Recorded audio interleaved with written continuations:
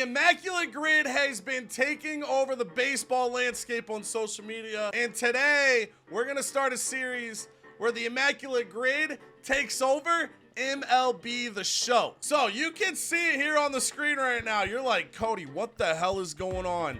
We've got the faceless common team. Not a single one of these sad souls gets their photo in the game because they are the base of today's challenge and what will hopefully be a really fun series that you guys will enjoy. It is MLB The Show's Immaculate Grid. Now for this first episode, we're gonna break down the rules. We're gonna give you a little intel. Future episodes, we'll get into the draft in a lot quicker, but I gotta let you guys know, just in case you aren't aware of what the Immaculate Grid brings to the table. So on Immaculate Grid, you get a 3x3 grid, giving you 9 squares in total, with your goal to get as many of these answers right as you can. And if you're like me yesterday, I learned that Mark Burley never won 20 games, and then luckily I remembered, you know, Jack McDowell exists.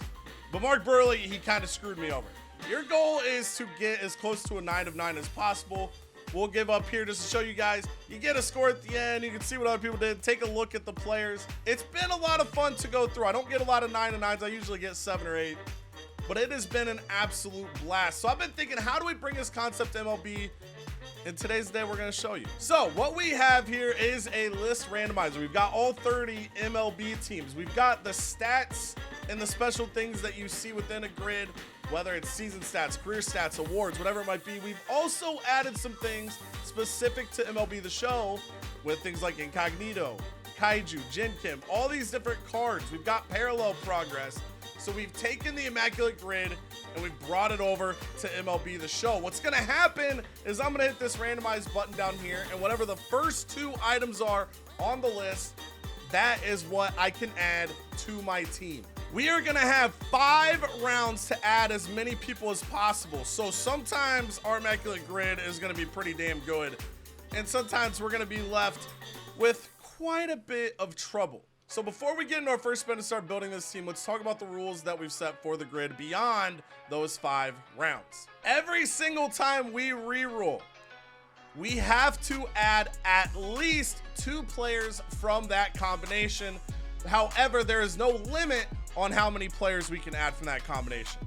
So if we get really lucky and we spin and get a re-roll of Yankees World Series champion or Cy Young winners that are in the Hall of Fame, rolls like that are gonna get us a lot of players at once and give us a lot of good coverage. However, there are some rolls that either aren't gonna give us a lot of good players in MLB The Show or give us a very small number. If we do a roll and we land on a combination where either no cards exist or I do not own the cards that exist, we will get a reroll. That does not count as one of our 5 rounds. The 5 rounds are only counted if we add players to the team.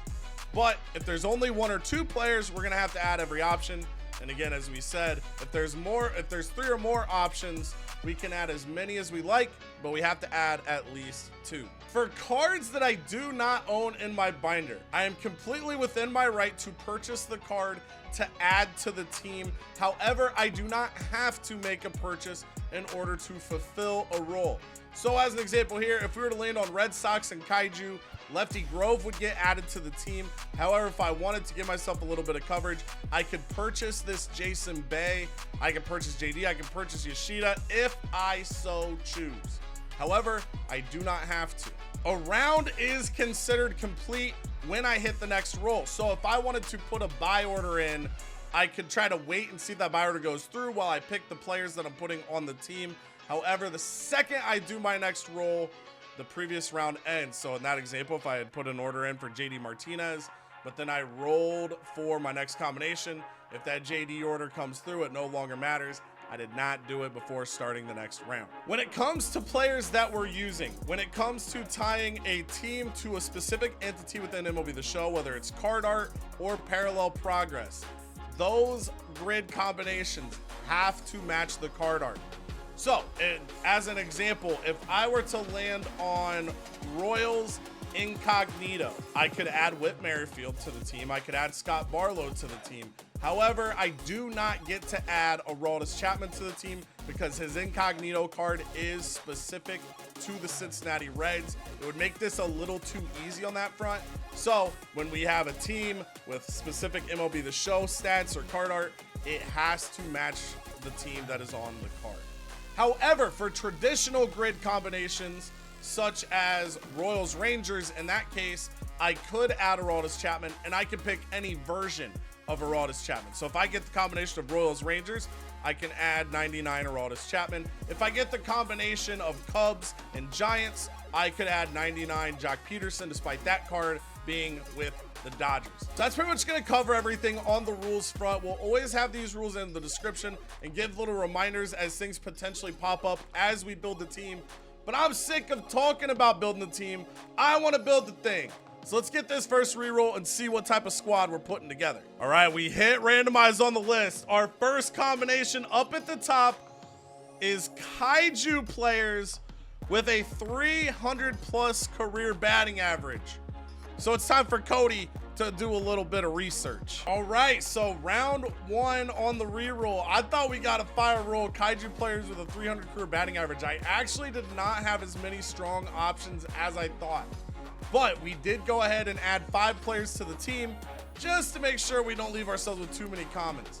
So added to the team is Hank Aaron in right field, Stan Musial in center field, Monty Urban in left field, Michael Young at shortstop, and George Brett at third base. So let's go ahead. It is time for round 2. Hopefully we get something good here. That one will work. So that one will work. I will find the other example here to show you guys. So we have All-Star as in you were in an All-Star game. And then we have All-Star as in the MLB The Show card. And we have marked that clearly. So our next round is veteran cards that have been in an All-Star game. All right, so veteran cards that have appeared in an All-Star game. I have added 5 players to the team, and we got our first pitchers in here. We've added Ivan Rodriguez. Pudge is going to be in there at catcher for now. We've also added Steve Finley, an 87 overall, but a really good swing in the game. To the pitching staff, we've added 3 starters. We've got Bert Blyleven, who hopefully I won't have to use. Randy Johnson, who unfortunately for me does not have energy because of a video I did in the past. And Lefty Grove, who as of right now would be the one taking the mound for us to start this game. All right, here we go. Round number 3. We're doing all right, but we have not gotten anything too amazing yet. And up next, we've got Detroit Tigers that are part of the 30-30 club. So Detroit Tigers, and he had to have 30 home runs and 30 stolen bases in the same season. There might not be many options. I might not have any options in MLB The Show. Let's take a look. All right, so I took a look. There has actually not been a single Tigers player to ever get a 30-30 season. You can see there the closest call was Kirk Gibson in 1985. So because of that, we get a reroll. We are still on round number 3. All right, so our first ever reroll. It might have saved us. Obviously, there was no one there we could use. And up next, we've got captain cards that have hit 40 home runs at some point in a season. All right, so we have actually, with that round, we have finished the offense captains with a season where they had 40 plus home runs. We've gone ahead. We've put Fernando Tatis Jr. in center field. We put Sammy Sosa in right field. We've got Gary Sheffield at catcher. We've got Tony Perez over at first base. We've got Nolan Arenado playing third right now. And I initially added William McCovey, but I'm actually going to do something right here. And I wanted to give you guys an example. So now the positive is if I finish the whole offense, any sort of spin that only gives me offensive players would be a reroll. However, I'm gonna choose to put 1 bench spot there. What this does is it gives me the ability, if I get a crazy 99, if I were to get Reds and Mariners, I could add King Griffey Jr., move the lineup around, put someone else on the bench while also finding other combinations. The risk in this though is if I were to get another spin similar to this one, I would just add 1 player to the offense and waste an opportunity to add to the pitching staff. So we'll see if I regret this. If I had locked down the offense the last 2 rounds, I could get a reroll if there were no pitching options from that result. So we're gonna see if this pays off. I'm gonna leave 1 bench spot empty and hope for the best. All right, here we go. Round 4, the 4th roll of 5. We've got milestone cards from the Nationals. And see what we got. There are none. So that is going to be an immediate reroll. An immediate reroll there. The Nationals do not have any milestone cards. So we're still rolling for round number 4 out of 5. Now we've got milestone cards that are in the 3,000 hit club. I assume we've got at least a couple guys here. And again, this is what I was talking about. I took that risk and it did not pay off. That risk did not pay off because I have to add one offensive player, which means I'm going into my last round really weak on the pitching staff. So I took a chance hoping that I wouldn't get something restricted to just hitting, and I got something restricted to just hitting. So let's see who I'm gonna select to be our 3,000 hit man. All right, we took a risk, it didn't work. Milestone of the 3,000 hit club. Out of the cards I had, my options were Eddie Murray or Cal Ripken Jr. I'm gonna go ahead and put Eddie Murray at first base, move Tony Perez to the bench. And as we go into our final round of the draft, my offense is done. I should have completed last round. I took a chance. I got exposed. And right now you can see our pitching staff does not have a single reliever. I need a miracle. Okay, so I'm going to skip over this, but what I could do here is take any free agent and add them to the team. Actually, do I do this? Oh, we risk it all. We risk it all. John Donaldson, if he has energy, I'm doing this. John Donaldson is taking the mound for me today. Our team is officially locked in. I'm going to pray. Let's set this batting order. Let's get ourselves ready to go. Holy Moses, this is ballsy. All right, quick rundown of our batting order here for today. We've got Fernando Tatis Jr. leading off, followed by Gary Sheffield, Sammy Sosa, George Brett, Nolan Arenado, Monty Irvin, Eddie Murray, Michael Young, and Pudge Rodriguez. On the bench, we got Steve Finley, Tony Perez, Hank Aaron, and Stan Musial. The sacrifice of quantity. So I went quality over quantity, but if my opponent's touching up John Donaldson, we are in a hell of a lot of trouble. It's where a lot of my offense came from. Captains with 40-plus home runs. No! All right, 2 pop-outs to start. 2 pop-outs to start. The rough PCI to begin the game. We got under the fastball. We got under the fastball. All right. We popped out on fastballs all 3 at bats. That should be an easy adjustment for me. I need John Donaldson to be perfect this game. Here. There we go. Oh, he's going to beat that out, though. He's fast. No! But I'm also scared to just give him easy stuff to hit. Strike him out. No, we couldn't get the punch him out, though. Got him. Let's go. Dot, dot, dot, dot, dot. He's going to score. He's going to score. He did a hit. Oh, my God. Oh, my God. Oh, my God. What the? Ladies and gentlemen, we have problems. So I need George Brett to have that ball carry, and he does. George Brett. We were a little late on it, but a great PCI. George Brett gets the boys on the board. Thank God. Shout-outs to Corzo on the George Brett love. We're getting a lot of fastballs. It's just an adjustment by me. We made the adjustment first batter here. Oh, no. Oh, yes. Never mind. For the second straight time. An amazing PCI. We're a little late on the swing, but we got the power to get it over the wall. And just like that, there we go. There we go. Nice hard hit ball. Pudge going to get on base, set it up for the top of the order. Give us a chance to hopefully break this thing open a little bit.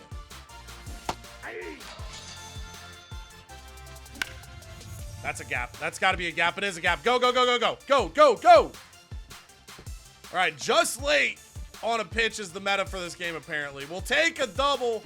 Nice little RBI double from Gary Sheffield. Eddie Murray with a baptism over to the chop house. Oh! Michael!